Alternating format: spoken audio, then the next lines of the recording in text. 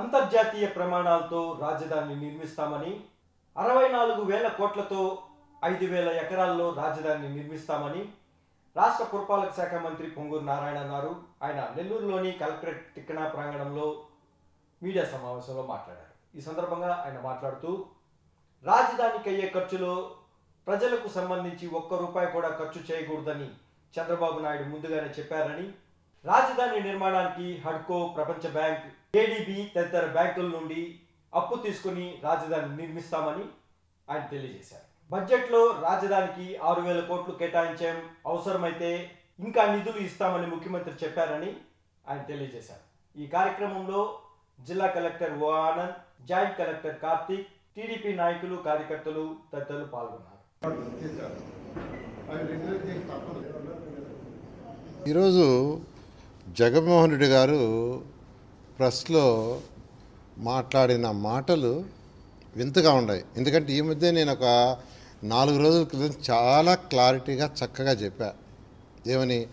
Amaravati capital సిటీకి 217 చదరపు కిలోమీటర్లు కట్టే క్యాపిటల్ సిటీకి ఏదైతే ఖర్చు అవుతుందో ఒక్క పైసా కూడా ప్రజల మీద భారం ఉండదు. ప్రజలు కట్టే ట్యాక్సుల ద్వారా అమరావతి క్యాపిటల్ సిటీలో ఖర్చు పెట్టమని చాలా నిక్కచ్చిగా చెప్పా. ఎలా అనేది కూడా చెప్పాను.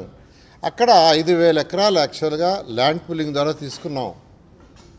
ల్యాండ్ పూలింగ్ ద్వారా తీసుకున్నప్పుడు ముందే ప్లాన్ చేసాం. ఎన్ని ఎకరాలు మనకు నెట్ మిగులుతుంది? దాదాపు 8,000 ఎకరాలు ఉంది. అందులో ఒక 3,000 ఎకరాలు గ్రీన్ అండ్ బ్లూ పోయింది. గ్రీన్ అండ్ బ్లూ పోతే 5,000 ఎకరాలు నెట్ ఉంది.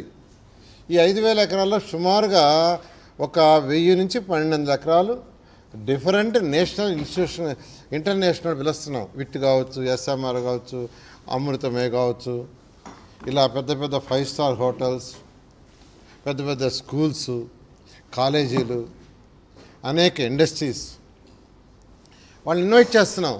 ఎగ్జాంపుల్ ఎల్ఎన్టీ వాళ్ళు కంబైన్డ్ స్టేట్లో ఫస్ట్ హైటెక్ బిల్డింగ్ కట్టింది హైదరాబాద్లో.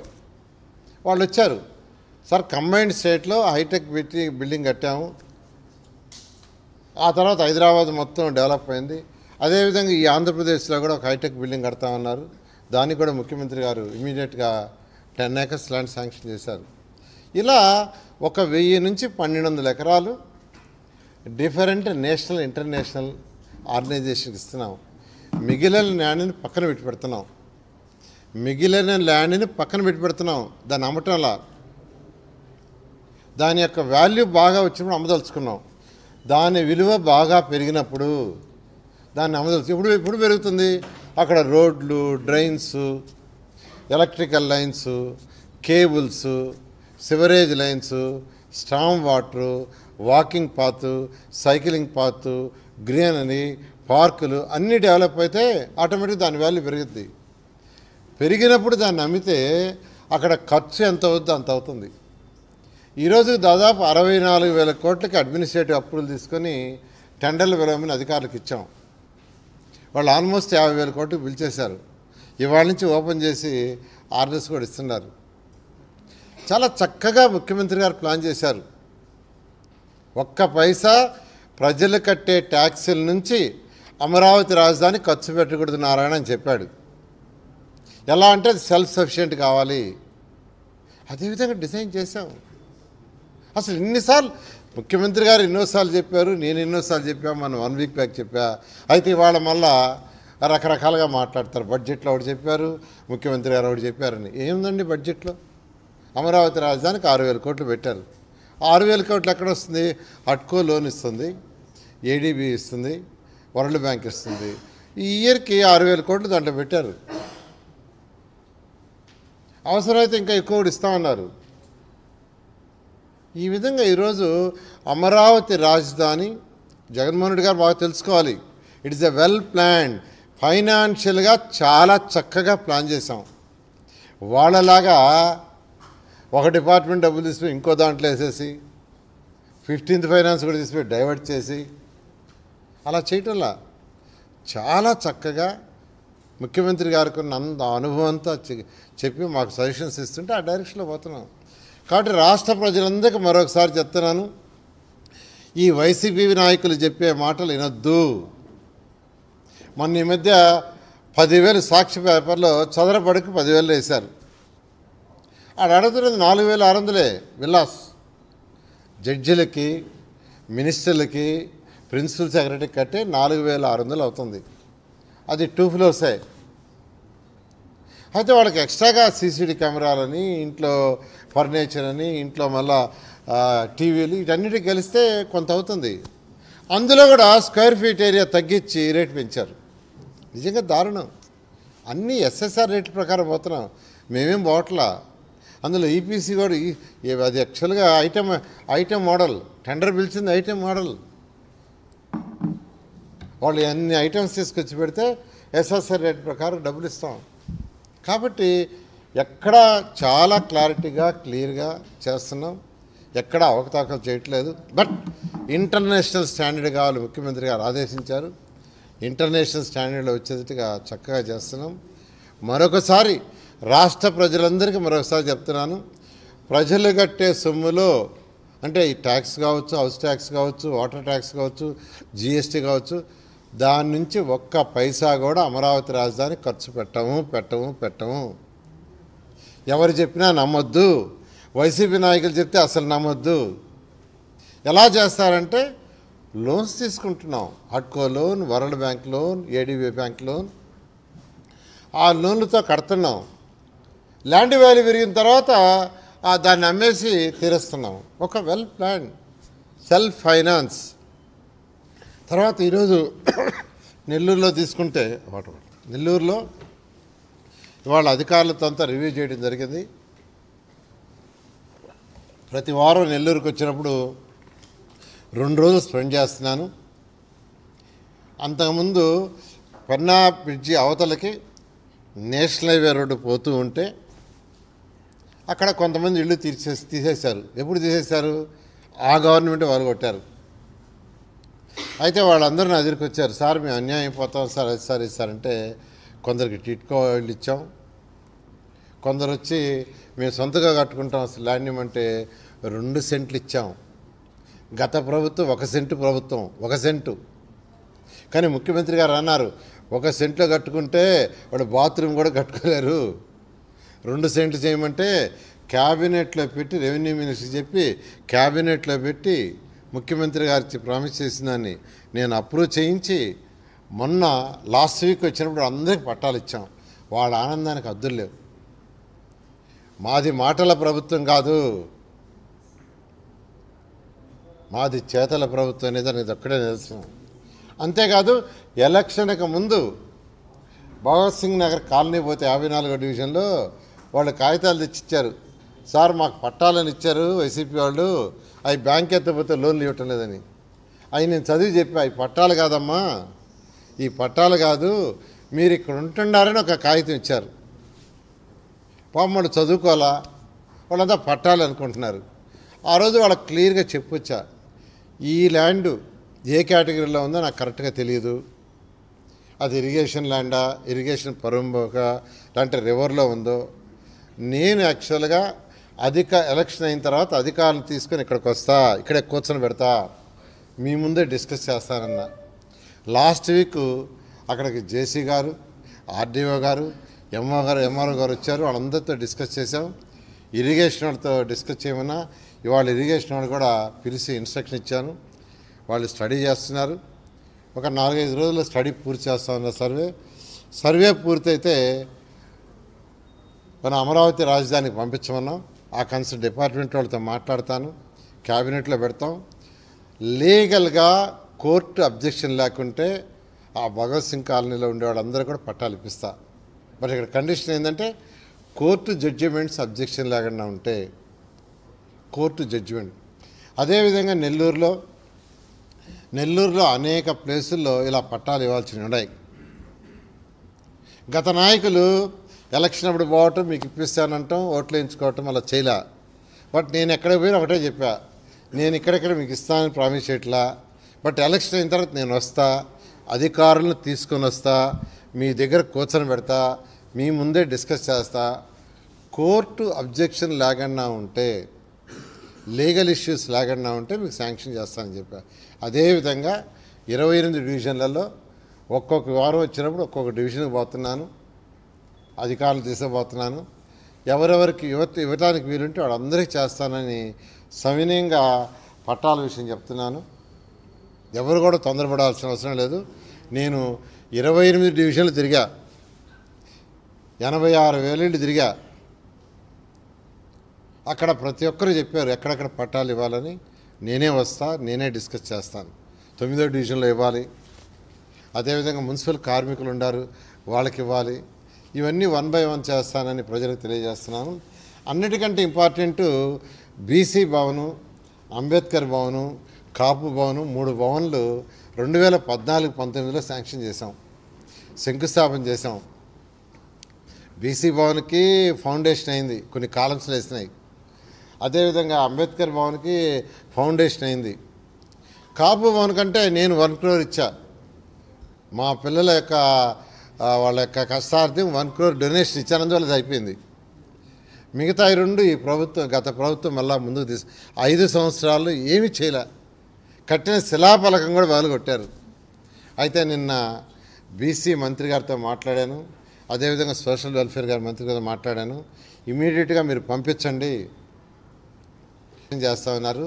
అందువల్ల బీసీ నాయకులు అందరికీ చెప్తాను, గత ప్రభుత్వం మాది పేదల ప్రభుత్వం, బీసీల ప్రభుత్వం, ఎస్సీల ప్రభుత్వం ముసలి కన్నీరు గార్చింది. అది కాదు, ప్రజలకు పని చేయాలా, ప్రజలకు పని చేయాలి. నేను చేసి చూపిస్తా. ఇప్పుడు బీసీ భవన్ కట్టి చూపిస్తా, అంబేద్కర్ భవన్ కట్టి చూపిస్తా. 2014-19లో ఫౌండేషన్ వేసి కాలమ్స్ వేసి కొన్ని ఫౌండేషన్ కూడా అయింది. 5 సంవత్సరాలు ఏం చేశారండి? 5 సంవత్సరాలు నెల్లూరు కార్పొరేషన్లో బీసీలకు ఏం చేశారు చెప్పండి? ఎందుకు కట్టలేదు? ఎస్సీలకు ఎందుకు కట్టలేదు చెప్పండి? అవి చెప్పరు. ఎందుకు చెప్తారు? కట్టించలేరు. కానీ మేము అలా కాదండి. ఇప్పుడు 2 నెలలైంది, నేను ఇంతవరకు వాటి విషయం చెప్పలేదు. ఇప్పుడు ఎందుకు ఎత్తున్నానంటే ఖజానా ఇప్పుడిప్పుడు కొద్దిగా కుదిరి పెడితే బెటర్ అవుతుంది కాబట్టి. ఈరోజు బడ్జెట్ కూడా వచ్చింది, ఫుల్ బడ్జెట్ పెట్టారు. దాంట్లో కొంత యాక్చువల్గా దానికి అడిగాం, ఆ 2 కూడా చేస్తున్నారని మీకు అందరికీ తెలియజేస్తున్నా. అదేవిధంగా నెల్లూరులో ఏదైతే రామిరెడ్డి కెనాలు, ఉయ్యాల కాలువ లాంటివి ఉన్నాయో ఇవన్నీ కూడా క్లోజ్ చేయాలి. అండర్గ్రౌండ్ డ్రైనేజ్ వర్క్ జరుగుతుంది, అది 1 సంవత్సరం అవుతుంది. దోమల్లేని నగరం కావాలంటే అండర్గ్రౌండ్ డ్రైనేజ్తో కూడా నెల్లూరు ప్రజలందరూ చెప్తున్నాను, కెనాల్స్ ఏది ఉందో వాటికి రీట్మెంట్ కట్టి పైన స్లాబ్ వేయాలి. ఏ గడ్డ ఉంటే దాంట్లో నుంచి దోమలు మీ ఇంటికి వస్తాయి. దానికి కూడా యాక్చువల్గా బడ్జెట్లో పెట్టించారు, శాంక్షన్ చేశారు. శాంక్షన్ ముఖ్యమంత్రి గారు నెల్లూరు ప్రజల తరఫున మరొకసారి ధన్యవాదాలు తెలియజేస్తున్నాను. ఒక స్టేజ్లో నేను 2014-19లో ఏమి చెప్పలా, మాటలు చెప్పలా. ఎన్ని పార్ట్లు ఉన్నాయి ఉందంటే 100 శాంక్షన్ చేశాను. దాదాపు అందులో 69-70 కంప్లీట్ చేశారు. నేను ఎక్కడ చెప్పలేదు, శంకుస్థాపన చేయాల, ఓపెనింగ్ కూడా చేయాలి. అప్పుడు మా పార్టీ వాళ్ళు రచ్చ, సార్ ఒక టెంకాయ కొట్టండి సార్ అని. నేను పోలా, పని కావాలా, ప్రజలకు కావాలని. కానీ గత ప్రభుత్వం పార్కుల పండగ అని పేరు పెట్టారు. ఏమైంది? మొన్న పెట్టిన జిమ్ పోయింది, జిమ్ ఎక్విప్మెంట్ పోయింది, ప్లే ఎక్విప్మెంట్ పోయింది. ఇప్పుడు అన్ని పార్కుల్లో 100% హై క్వాలిటీ ఆఫ్ ఎక్విప్మెంట్ ఇస్తున్నాం. కొన్ని పార్కుల్లో యాక్చువల్గా నేను చూసే ఒక వీడియో, పిల్లలు గంతులేస్తూ వాడు ఆనందానికి హద్దులు లేవు. Really I'm very happy. అదేవిధంగా నెల్లూరులో ఉన్న అన్ని స్కూళ్ళల్లో యాక్చువల్గా వాళ్ళకి ప్లే ఎక్విప్మెంటు అది ఇస్తున్నాం. అర్బన్లో 48 స్కూల్స్ ఉన్నాయి, రూరల్లో 54 స్కూల్స్ ఉన్నాయి మొత్తం. ఇవాళ ఎడ్యుకేషన్ డిపార్ట్మెంట్ వాళ్ళు పిలిపించాను, ఎంయూని తర్వాత వచ్చి డిఓని. వాళ్ళ దగ్గర డీటెయిల్స్ తీసుకున్నా, ఇంకా కొన్ని డీటెయిల్స్ కావాలని పంపించా. ఈచ్ స్కూల్లో ఎంతమంది పిల్లలు ఉన్నారు, ఎన్ని క్లాస్ రూమ్స్ ఉన్నాయి. నాకు రేపు మధ్యాహ్నం 3 గంటలకు ఎత్తుకారమ్మన్నా. నేను మాటలు చెప్పట్లేదండి, పని చేస్తుండా. ఈచ్ స్కూల్లో ఎన్ని క్లాస్ రూములు, ఎంతమంది స్టూడెంట్స్, ఏం చేయాలా. ఒక్క స్కూల్ అంటే ఒక్క స్కూల్ కూడా నెల్లూరు టౌన్లో ముయ్యను, మెర్జ్ చేయను. వాళ్ళు ఏదైనా మూసేస్తుంటే దాన్ని ఓపెన్ చేస్తా. విఆర్ఐ స్కూల్ నేను చదువుకున్న స్కూల్, 1979లో అదే కాలేజీలో పార్ట్ టైం లెక్చరర్గా చేరితే ఆ రోజు 6,500 మంది స్ట్రెంత్ ఉన్నారు. ఈరోజు 65 మంది లేరు. ఆ స్కూల్ బ్రహ్మాండమైన స్కూల్, దాంట్లో అడ్మిషన్ దొరికే కాదు, అట్లాంటి స్కూల్ మూసేశారు. మళ్ళా దాన్ని ఓపెన్ చేస్తున్నా. ఎలక్షన్స్ ముందు చెప్పా ఈ స్కూల్ మళ్ళా ఓపెన్ చేస్తాను, దీంట్లో 2,000 మంది పేద విద్యార్థులు చదివే విధంగా చేస్తా, హై క్వాలిటీ ఆఫ్ ఎడ్యుకేషన్. అది కూడా సర్వేపల్లి కాలువ కట్ట, పెన్నా కట్ట, జాఫర్ కట్ట మీద ఉండే పిల్లలకే అడ్మిషన్స్. అదేవిధంగా కొన్ని స్లమ్స్ ఏరియాలు ఉన్నాయి, ఆ పిల్లలకి ఉదయం breakfast free, lunch, evening snacks, bus transport free. Education minister గారితో కూడా మాట్లాడాను, ఆయన కూడా గో హెడ్ అన్నారు. ఈ విధంగా రాష్ట్రంలో అక్కడక్కడ కొన్ని చేయాలన్నారు. ఆ విధంగా చేయటం జరుగుతుంది. మాట ఏదైతే ఇచ్చానో దానికి తగ్గట్టుగా ఈ నెల 15 నుంచి ఆ వేరే స్కూల్ యొక్క వర్క్ మొత్తం కారిడార్లు మొత్తం గ్రానైట్ ఏమన్నాను, లోపలంతా ఇలా వర్టిఫై టైల్స్ ఏమన్నాను, వాల్స్ అంతా చేయమన్నాను. అన్ని క్లాస్ రూమ్స్కి వాళ్ళకి ఇంటరాక్టివ్ బోర్డులు, హై ల్యాబ్స్, హై టెక్నాలజీతో యాక్చువల్గా ఆ స్కూల్ నడపబోతున్నాం. ఇది మాటలు కాదు, చేతలతో చేసి చూపిస్తాం. అదేవిధంగా ఈరోజు శానిటేషన్ కావచ్చు, డ్రైన్స్ కావచ్చు, రోడ్స్ కావచ్చు, బీసీ స్కాలర్షిప్స్ కావచ్చు, ఎస్సీ కావచ్చు, ఈ యొక్క అధికారులందరితో యాక్చువల్గా డిస్కస్ చేయటం ఉంది. రాష్ట్రంలో అన్ని మున్సిపాలిటీస్లో కూడా స్వీపింగ్ మిషన్స్ ఇస్తున్నాము. అదేవిధంగా కాంపాక్ట్లు పర్చేజ్ చేస్తున్నాం. 2014-19లో ఒక యుద్ధ వాతావరణంలో చేసాం, ఏ కాంపాక్ట్లు కానీ స్వీపింగ్ మిషన్లు కానీ. ఎందుకంటే డే బై డే ఒకటేనండి, మనం కూడా ఇప్పుడు పేదలు నిరుపేద స్కావెంజర్ ఉన్నాడు. స్కావెంజర్ పిల్లవాడు స్కావెంజర్ కావాల్సిన అవసరం లేదండి. వాడు చక్కగా చదువుకోవాలా, ఏ బీటెక్, ఎంటెక్, లేదంటే విదేశాలు పోయి చదువుకొని రావాలా, లేదా మంచి బిజినెస్ చేయాలా. అట్లా ఒక స్వీపర్ ఉన్నాడు, స్వీపర్ కొడుకు కూడా అదేవిధంగా కావాలా. కాబట్టి ఫ్యూచర్లో అలాంటి వర్క్ చేసేవాళ్ళు తగ్గిపోతారు. అందుకనే ముందుగా ఊహించి 2014-19లో అనేకమైన ఎక్విప్మెంట్ కొన్నాం, అన్నీ మూలపడేస్తున్నారు. మళ్ళీ ఇప్పుడు ఆల్రెడీ మా డైరెక్టర్ గారికి ఇన్స్ట్రక్షన్ ఇచ్చాను, రాబోయే 1 yearలో ఈ రాష్ట్రంలో ఉన్న 123 మున్సిపాలిటీస్లో ప్రతి మున్సిపాలిటీలో 100% ఎక్విప్మెంట్ ఉండాలని, ప్రిఫరబుల్లీ ఎలక్ట్రికల్ ఎక్విప్మెంట్.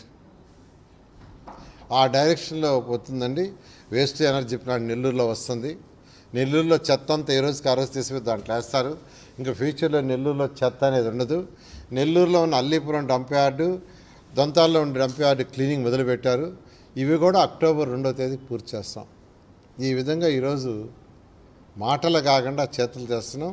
మరొకసారి వైసీపీ నాయకులకి, జగన్మోహన్ రెడ్డికి మళ్ళా నేను చెప్తున్నాను, అమరావతి క్యాపిటల్ సిటీలో కట్టే Amaravati capital city world capital సిటీది, ప్రపంచ స్థాయి క్యాపిటల్ సిటీ. ముఖ్యమంత్రి గారు నాకు బాధ్యత చేపట్టాడు, ప్రపంచంలో ఉన్న టాప్ 5లో ఒకటి కావాలని. అదేవిధంగా అవుతుంది. దానికి దాదాపు 64,000 కోట్ల రూపాయలు ఖర్చు అవుతుంది. ఒక్క పైసా కూడా ప్రజల ట్యాక్స్ నుంచి ఖర్చు పెట్టడం, ప్రజల మీద భారం వేయమని మరొకసారి తెలియజేస్తాం. Thank you.